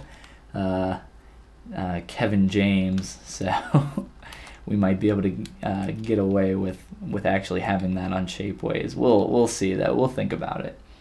So some folds. So folds for the shirt. We don't have to do anything crazy. We can just do like a few. Was that in? Okay, no. Shadows are kind of playing with me a little bit. I'm just gonna move my light source. It's gonna make it so that the eyes look dead though, which is why I had that up. Just a few little folds here and there. And I'm just kind of looking at his shirt from one of the posters and kind of just copying that a little bit. And we can like clean this up and play with it. You don't have to The thing with folds is that a lot of people just kind of go a little too far in one direction, and you end up kind of overdoing it a little bit, and it just looks really messy. So it's a hard balance, I think, to achieve. But once you do achieve it, if you want to do, like, honestly, if you want your folds to look good, it's just going to take a great deal of time for you to really work on them and get them to a good place. But since we're just doing a quick little sketch here, plan on finishing this guy up today. Maybe not on stream, but before I leave here, go out of the country, can have like a little bit of some work here, and I'll just kind of do a few of these in the back as well.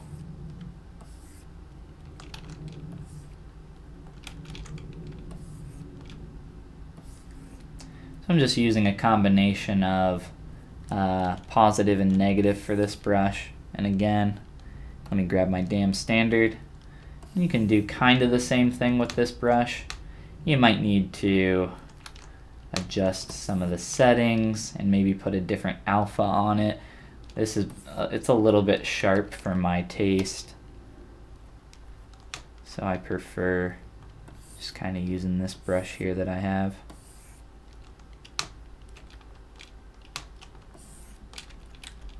And just kind of play around with it and try to think about how this would actually kind of fold and crease in real life, which isn't something that's easy to do. I'm just kind of looking at Paul Blart's shirt though and going off that a little bit, and I don't need to go crazy with it. I can just come on through here and start smoothing out a lot of this stuff, as some of it's a little bit too strong, I think. And it, like I said, it's easy to go overboard with a lot of this, and you know, we're getting there. But I'm just gonna kind of do a quick little first pass.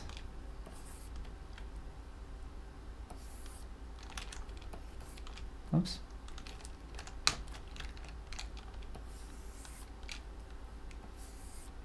And come on through and do some smoothing techniques as well. Sexy mustache, yes, of course. Just sell it as BAUL PLART. I did say that we would be sculpting BAUL PLART today, so you're not far from the truth. Mega Mazza Tracker? Mega, what's going on? Welcome to the stream.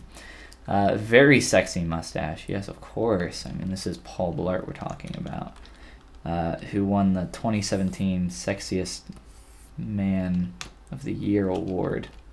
It might have been Blake Shelton. I don't know. There's the internet. I know the internet and or Twitter.com was very upset about this. I heard, but I think it should have gone to Paul Blart personally. I think the contest was rigged.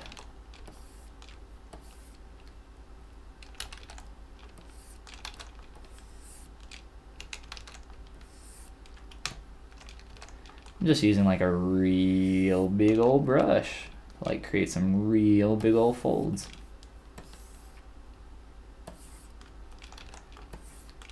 This is the brush that I like to start sculpting folds with and then like modify on top of that. Like I said, we're just doing like a nice first passeroonie, and then we can like probably just smooth everything down and maybe make some changes from there.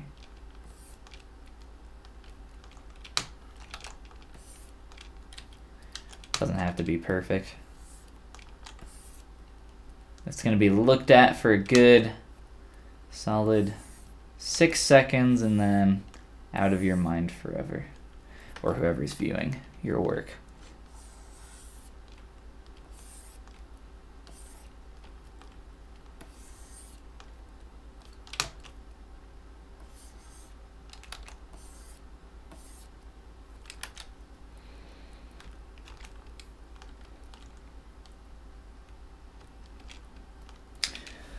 Another day, another stream. What's up, Shenron? Welcome back. Yes, another day, another stream. But I won't be streaming here for a while because I'm going to be gone. But once I get back, like I was saying, I'm going to try to have a little bit more of a regular schedule. I was trying to gauge times with everybody for like what times are people around. But I know everybody's in different time zones, so it's a little tough to kind of try to blanket statement that. But I think typically I'm in the EST in US, Eastern Time Zone. So for me, I don't mind streaming pretty late at night here. Right now it's not super late, but it just kind of depends on the day. For me personally and what other work I have. But if we can get into a nice schedule, I think that would be cool. So we can kind of stream more often and be around. But yes, if anybody's like, please stream earlier or later. If you have like a specific time that you can't watch, let me know. And we can try to figure it out together.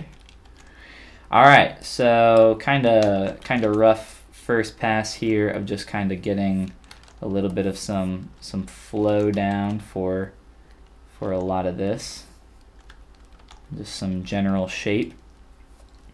I like to also use the inflate brush with some sculpting of folds. And kinda just running back up through here. And I think I have my skin shade, RGB, fill object. Let's turn everything on here. And I'm just kind of doing a quick soft pass on all of this. Soften a lot of my strokes. And then from there I can come on through with my, my inflate brush and do some nice exaggeration on these. Not on my inflate brush, that's why. Turn that off. With my inflate brush, we'll try that again. Try to exaggerate some of these folds to fit our needs. So where it's going to be tightest, you know, up here around the shoulders, you might get, I mean, if you're even looking at my shirt, armpits are typically where you're gonna get these folds. Obviously we don't have no armpits on this boy, but in the front of the shirt we're gonna get some loose fitting areas. I'm just kind of trying to do this with this material on. I know it's a little bit harder to see the sculptural work, but this is the material that I'm gonna have on the shirt anyway. So if we can get an idea of what that looks like a little bit better. I think that's a good idea. Try to add a little bit of some inflate through there, a little bit flat, missed a couple areas. That's fine. Just try to clean some of that up. And we can shift our light source around as well. Turn on perspective and start looking at this guy. Start adjusting some other things to fit with this a little bit better.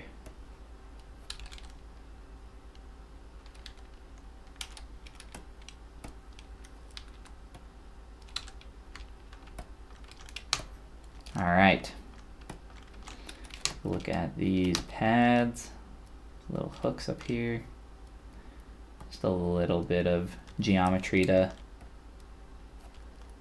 give it some flavor. Make him look a little bit more like the mall cop that he is. Accidentally had symmetry on there, don't want that. And if I was doing this for 3D print, of course I would have to do some form of draft back on these to have them be watertight with the mesh. And what I just did there was one method of doing that, but of course there are other methods as well. For the time being though, Actually, let's just do this.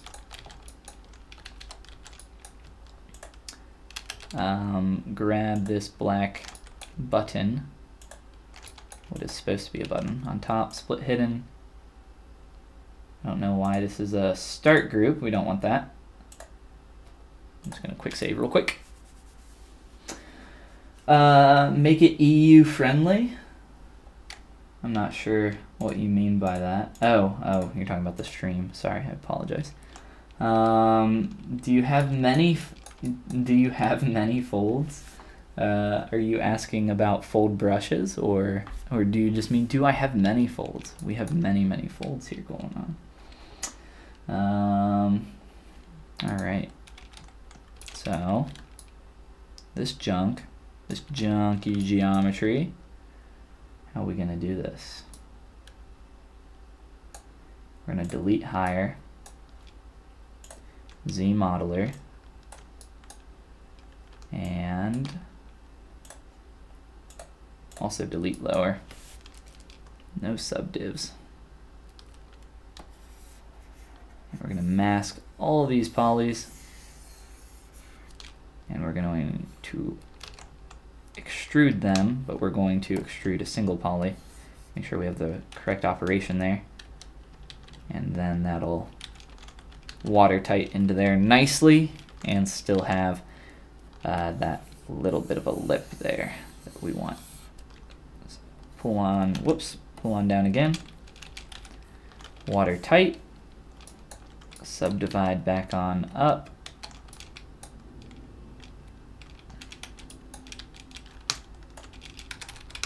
Switch on over to our move brush and just do a little bit of softening on this, as they're a little bit hard from the creases that I had applied.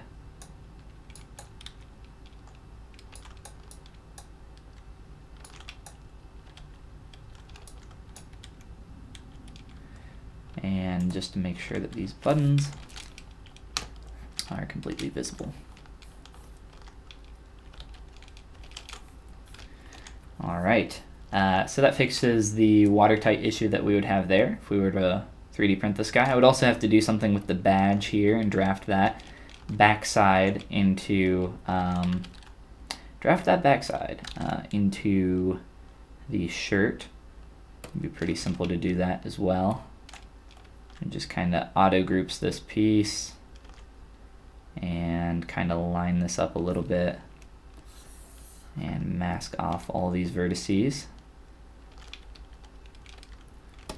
Flip that mask around, and I think I got them all. Yep, okay, so just a little bit of drafting in like that. And we could maybe make the folds cover up some of that a little bit better so that it doesn't look quite so silly, right? Kind of pull up and around some of this. Kind of mask that drafting as best as we can.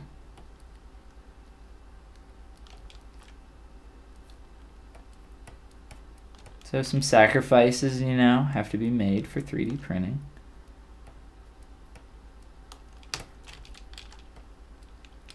I don't know why. Well, oh, I have back face masking on. It's like I cannot push this face for some reason.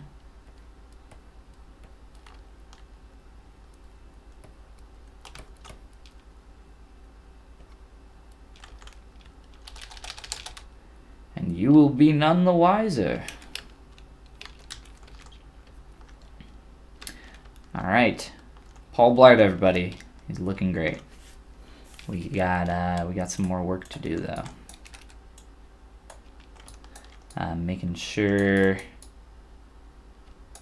So what I would do for this, you know, for a 3D print, obviously we would want to do some kind of stand, some kind of base for him, and we'd want to maybe blend that into the shirt in some way. Whoops. So I've done this before. Here's an old one. This is just sculpted in ZBrush and then 3D printed with PLA plastics. So I just kind of as you can see here, blended the body down into a nice simple stand down here at the bottom. So we can maybe do something like that. You can see here's another example of that, just kind of showing off some toys here. The body kind of drafted, it's kind of like resting on top of this part of the stand that's drafted down into this this stand down here. So that's another example of that. So we can try to do that. We'll have like a little bit of a BAUL Blart chess piece, and that's not too hard to do. How we doing on time? We're about at 2 hours here. Is there anything in particular that we want to do instead of doing that real quick here? I think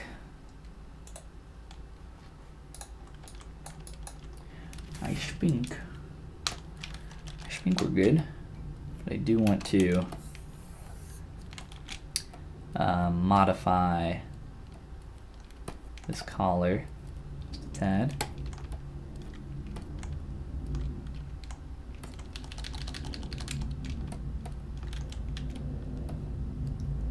And that shirt.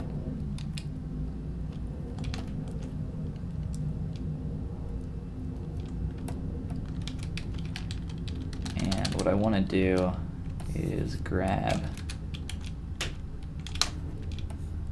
these vertices and kind of pull them in a little bit, so it gives the illusion that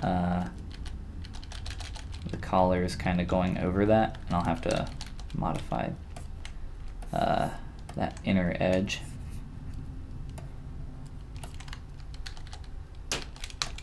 This edge loop, which I kind of pushed in a little bit already. We can kind of do this.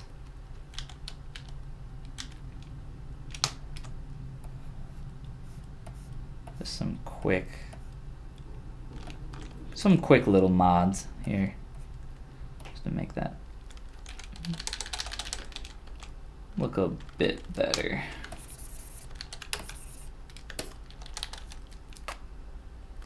I think that's fine. But yeah, let's look at doing a quick little stand here. And also, if I were to 3D print this, I would probably bake in some kind of eye reflection.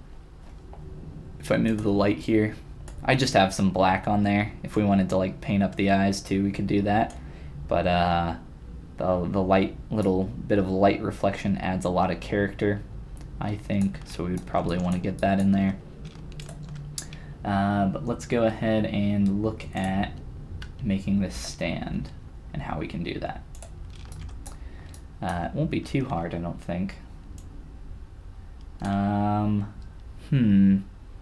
Let's grab, I did a recent stand for an amiibo. I want to grab that stand because it has just enough kind of character to make it interesting. So let's grab that. Toadette was the character, so I can just I want the Z tool.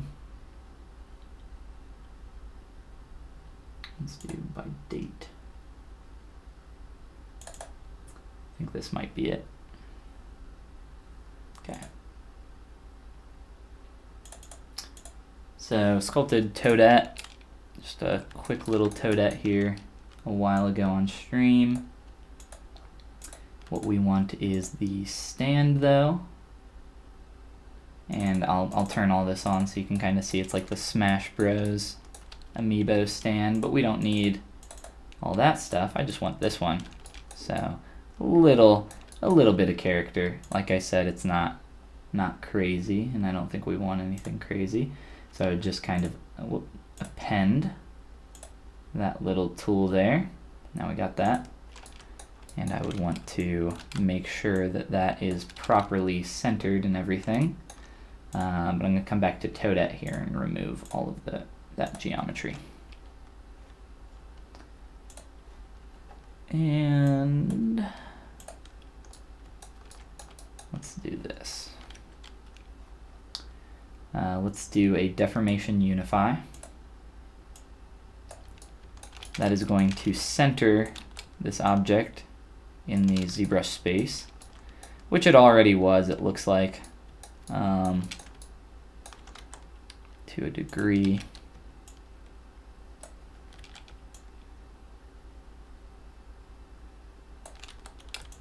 We can kind of move that back. I think we don't want this quite so big.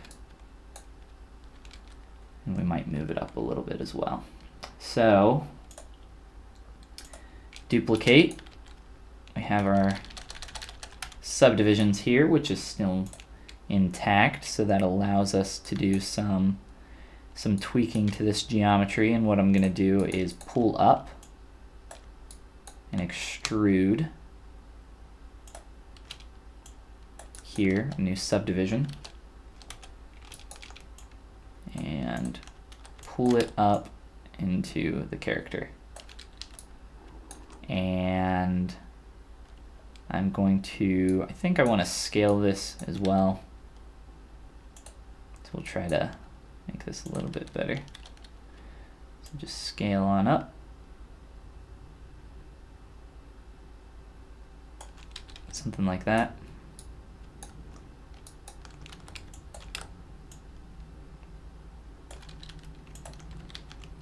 And we'll add in some poly loops here to kind of taper this a little bit.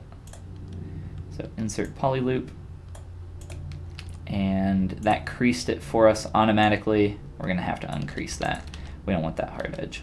So crease, edge loop complete, alt click, and that was a terrible mask. We'll try that again. All right.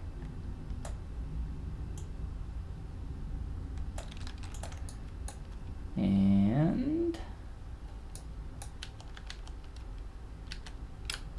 that ended up scaling down a little bit for us, so I think we'll just kind of try to do this manually then.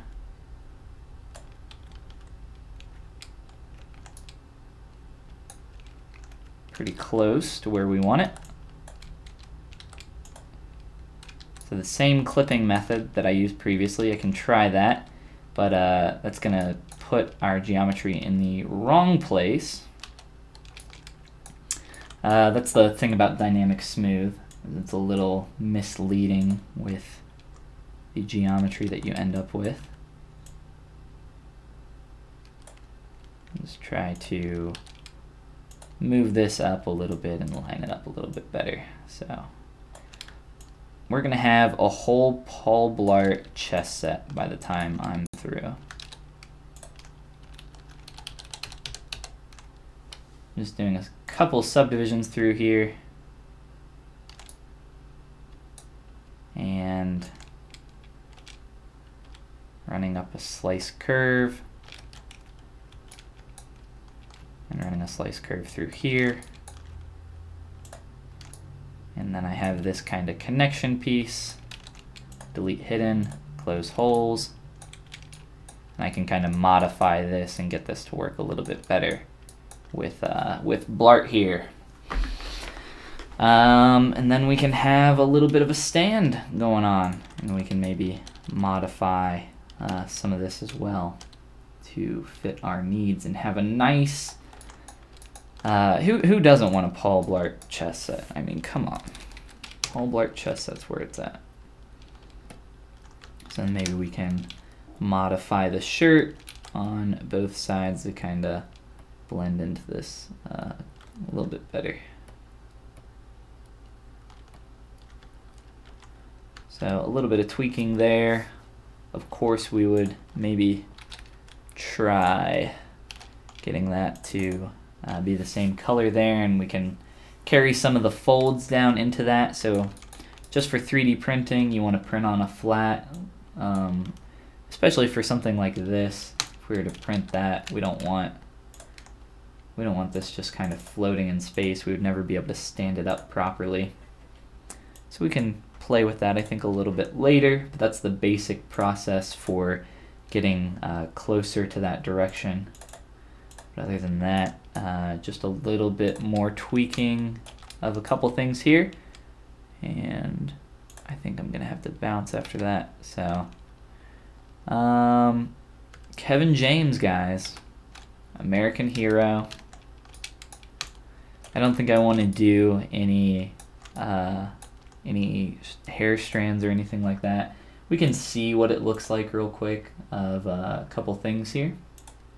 Let's like if we wanted to, we could slice this up. There's a lot of ways that we could kind of tackle this. We could add in some quick brush strokes. What's going on here? Do we have dynamic on? We do. All right, don't want that. So maybe we could play around with doing some actual strokes here to add some character to this. And just kind of a quick way to see what some of this would look like. Can add some lip color to Paul Blart as well. Maybe a little bit more, little tweaks of stuff like that. But for the most part, we have a pretty good base here to work off of and proceed down the road for our very sexy Paul Blart. So I think with that, I'm going to play around with some of that stuff like the hair, adding some strokes and stuff like that in here. But for the time being, I'm going to go grab some food, and I'll come back and work on this guy a little bit later. So thanks everybody for coming to the stream and hanging out. It's always nice to see all you guys. Shenron, Mega, I think you're a little bit more new. Raphael, Ramses, all you guys, thanks for coming in and hanging out. Thanks for all the pointers on my Paul Blart, all the very good comments, like he's just too sexy for this sheriff's badge, this mall cop badge. But yeah, I'll play around with them some more and see what else I can do. So until the next time, I won't be streaming tomorrow. I'm leaving tomorrow, going to Italy. So I'll be gone for a little bit. But once I come back, like I said, we'll try to do a little bit of a more consistent stream and try to figure out maybe a schedule or something like that. So until then, I'll see you guys hopefully in a little bit over a week. So see you guys. Thanks again for coming.